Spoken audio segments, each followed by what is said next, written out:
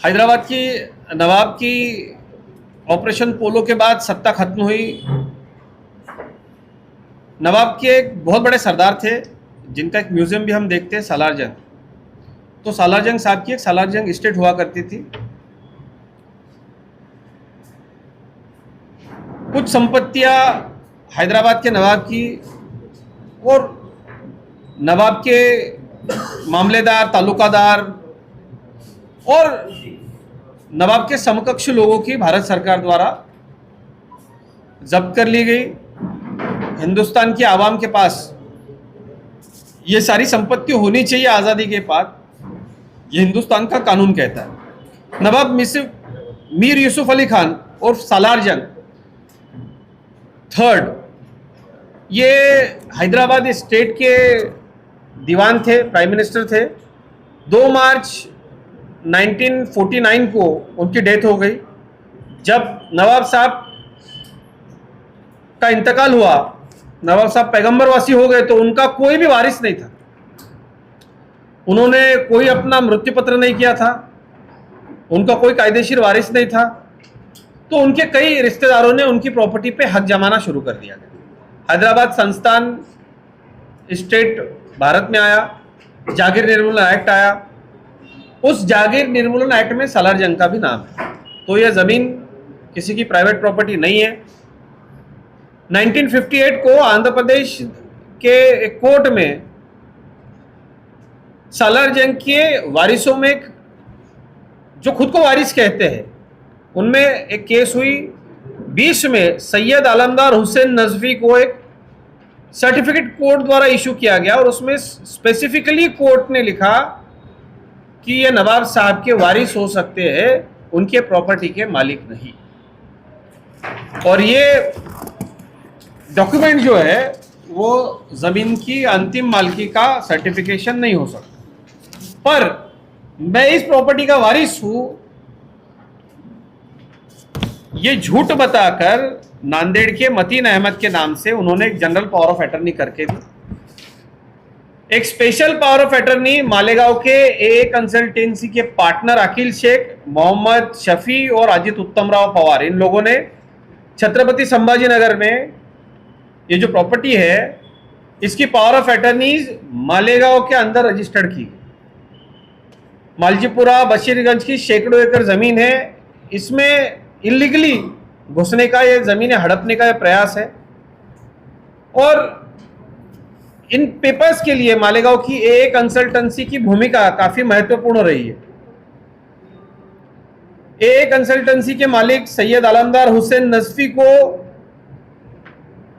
एक मुआवजे के तौर पर 11 लाख रुपए चेक द्वारा दिए गए और मालेगांव में इस सैकड़ों करोड़ की प्रॉपर्टी का जब रजिस्ट्रेशन हुआ तो मात्र 11,000 रुपए फी भरी गई।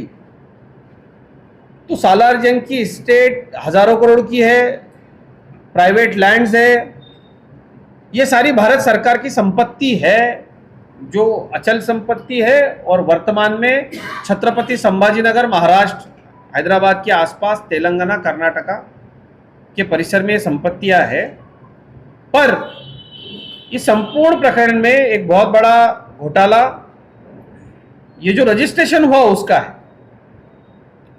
प्लॉट्स, संपत्ति छत्रपति संभाजीनगर और दूसरे इलाके में है। खुद को मालिक कहने वाला नजफी हैदराबाद का है। इस जमीन के जो पावर ऑफ अटर्नी होल्डर्स है वो अपना रजिस्ट्रेशन करते हैं मालेगांव के रजिस्ट्रेशन ऑफिस में। तो मुझे ऐसा लगता है कि ये पूरी तरीके से इलीगल है। इंडियन रजिस्ट्रेशन एक्ट 1908 के कलम 28 ये कहता है कि ये जो कोई भी प्रॉपर्टी होती है उसका ये जो रजिस्ट्रेशन हुआ ये पूरी तरीके से लीगलाइज तरीके से होना चाहिए, जो कि नहीं हुआ। महाराष्ट्र गवर्नमेंट ने महाराष्ट्र में रहने वाले दूसरे डिस्ट्रिक्ट के लोगों को सहूलियत हो, इसलिए कोई भी कहीं से भी प्रॉपर्टी रजिस्ट्रेशन कर सकता है। ये जो सहूलियत दी है इसका ये पूरी तरीके से गलत उपयोग हम कह सकते हैं, दुरुपयोग और एक तरीके से गवर्नमेंट को चूना लगाने का काम तो है ही है, साथ ही साथ हम इस पूरे विषय में पत्रकारों के पास, जर्नलिस्ट के पास इसलिए आए हैं। आप छत्रपति संभाजीनगर, हैदराबाद, कर्नाटका और आसपास के इलाकों में, नांदेड़, मराठवाड़ा के किसी भी इलाके में, आंध्र में, तेलंगाना में किसी प्रॉपर्टी के बारे में अगर आप खरीद फरोख्त करने की सोच रहे हैं और वो प्राइम लोकेशन में काफ़ी सस्ती मिल रही है, तो आप ज़रूर उसका सर्च लीजिए। ये सालारजंग एस्टेट से संबंधित है तो इसमें आप पैसे मत डालिए, आप फंस सकते हैं। और मालेगांव में ये 10 नोंदणी हुई, जबकि भारतीय जनता पार्टी ने कई बार मालेगांव में झूठे बर्थ सर्टिफिकेट्स मिल रहे थे वो उजागर किए। मालेगांव में ज़मीन से लेके जो व्यवहार हो रहे थे उसके लिए महाराष्ट्र गवर्नमेंट की एसआईटी काम कर रही है। इतना सब कुछ होते हुए भी रजिस्ट्रेशन डिपार्टमेंट के लोग इतनी अगर धांधली इस विभाग में मचा रहे हैं तो मुझे ऐसा लगता है इन लोगों की जगह सरकारी दफ्तर में नहीं, अपने अपने घरों में है। और अगर इन्होंने इसमें कुछ गलत चीज़ें की है तो इनकी जगह जेल में। मालेगांव को भारतीय जनता पार्टी जैसा जनक दाखिला हो गया, अपने ये संभाजीनगर की जगह है उसके बारे में आपने पहले, तो क्या जानबूझकर मालेगांव को टारगेट करने का काम किया है? जानबूझकर मालेगांव को टारगेट करने का काम किया जाता है या सही में मालेगांव में ऐसा कुछ? सर, हम तो ये कहेंगे कि इतने कलाकार मालेगांव में आ कहाँ से जाते हैं? मतलब हर कुछ चीज़ हो रही है वो मालेगांव में क्यों हो रही है? ये सही में सोचने की आवश्यकता है।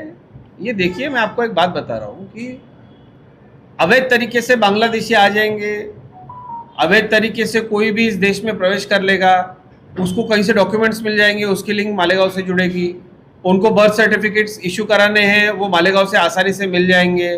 ये जो दस्त नोंदनी है जो बिल्कुल गलत है, एक तरीके से जिसको आप कह सकते हैं कि लोगों की और सेंट्रल और स्टेट गवर्नमेंट की का बहुत ही बड़ा हिस्सा जो आम जनता के पैसों में जाना चाहिए वो हड़पने का प्रकार है। तो ये मालेगांव में हो रहा है और मुझे ऐसा लगता है कि मालेगांव की आम जनता को इन सब चीज़ों से कुछ लेना देना नहीं है। मालेगांव में ये जो शातिर दिमाग के वाइट कॉलर गुनहगार है और किसी विशिष्ट हेतु से काम कर रही संस्थाओं को, लोगों को मदद करने वाले लोग हैं।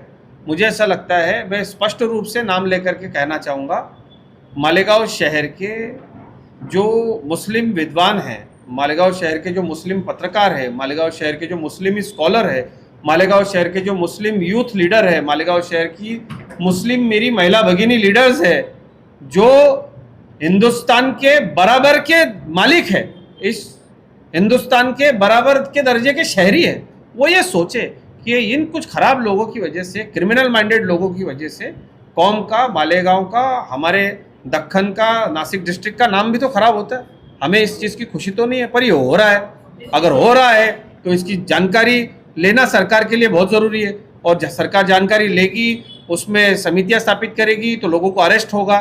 तो मुझे ऐसा लगता है किसी भी तरीके से कोई भी मालेगांवकर इस इलीगल एक्टिविटी में सम्मिलित नहीं होगा, इसको मदद नहीं करेगा, प्रोत्साहन नहीं देगा, बढ़ावा नहीं देगा तो ये होगा ही नहीं। से अगर नगर विकास विभाग काम करे तो 70% मालेगांवकर्स को अपने घर से हाथ धोना पड़ सकता है। ये सच्चाई है साहब। तो ये कहीं ना कहीं रुकना चाहिए, क्योंकि गवर्नमेंट बोलती है टुकड़ेबंदी कायदा हम आम लोगों के लिए करेंगे, आम लोगों के घर कायम करेंगे, पर कब तक करेंगे? बावनकुळे साहब ने अभी कहा ये लास्ट टाइम है, इसके बाद नहीं होगा, सीधे फौजदारी गुने दाखिल होंगे। पर ये कहीं ना कहीं रुकना चाहिए, क्योंकि इसमें आम लोगों का फाइनली नुकसान होगा। क्योंकि जिन लोगों ने ये किया है उनकी 500-500 करोड़ की प्रॉपर्टी है, वो लोग मालेगांव म्यूनसिपल कॉर्पोरेशन में नगर सेवक है, वो एसी गाड़ियों में घूमते हैं, उनके बड़े बड़े घर है, महल है, उनकी फैमिली के सारे बच्चे बाहर पढ़ते हैं, उनके सऊदी दुबई में कारोबार है, उनके बच्चे सब दुबई में रहते हैं, और आम मालेगांवकर को लूट लूट के जो आदमी की जीवन भर की कमाई 10 लाख रुपए देके वो घर खरीद रहा है। तो मुझे लगता है ये सिर्फ धर्म के नाम पे वोट लेने वाले लोग जो है वो बहुत बड़ी फसौनुक मालेगांवकर की कर रहे हैं। कोई भी आदमी हिंदुस्तान के किसी भी जगह पे खरीदी कर सकता, बिल्कुल। दस्तन कर सकता। तो ये उसी कानून के तहत उन्होंने मालेगांव में किया होगा, तो इसको हम गैर कानूनी कैसा? बड़े भाई, मैं वही कह रहा हूँ, तो इसमें थोड़ा सा आपका शोध पत्रकारिता की आवश्यकता है। ये अगर लीगल तरीके से किया गया होता तो मालेगांव का कोई भी आदमी जम्मू कश्मीर में भी लैंड ले सकता है, पर उस लैंड का पूरी तरीके से सरकारी मूल्यांकन, मार्केट मूल्यांकन क्या है, और उसका मुद्रांक शुल्क यानी रजिस्ट्रेशन फीस उसने भरनी चाहिए। मुझे एक बात बताइए कि सैकड़ों एकड़ ज़मीनें, उसकी सैकड़ों एकड़ कीमत, और उसका 10 जब उन्होंने बनाया तो मालिक को मुआवजा दिया 10 लाख रुपए और भरे 11,000 रुपये। तो ये गड़बड़िया है, ये तो कहीं भी हो सकता है। तो उसके लिए मालेगांव क्यों चुना गया? मतलब मालेगांव में इस तरीके की इलीगल एक्टिविटीज़ के लिए ज़मीन उपलब्ध कराने वाले, हाँ हम कर लेंगे आ जाओ, संभाल करके लेने वाले लोग मालेगांव में क्यों मिलते हैं? ये नासिक में क्यों नहीं किया उन्होंने, ये मुंबई में क्यों नहीं किया इन्होंने, ये पुणे में क्यों नहीं किया इन्होंने? तो मुझे ऐसा लगता है कि आप इस शहर के बहुत सीनियर जर्नलिस्ट हैं, जिन लोगों ने किया है उन लोगों को आपने बिल्कुल ताकत के साथ सवाल पूछने की आवश्यकता है, क्योंकि ये मालेगांव का नाम बदनाम करने की इनकी कोशिश क्या उन्होंने कर ही दिया है। संभाजी नगर की तरफ आपका इशारा जो है वो आप खुल के नहीं बता रहे क्या है? मुझे ऐसा लगता है कि इसमें मेरे पत्रकार दोस्त मेरी मदद करें। देखिए, होता है कि खुद के घर के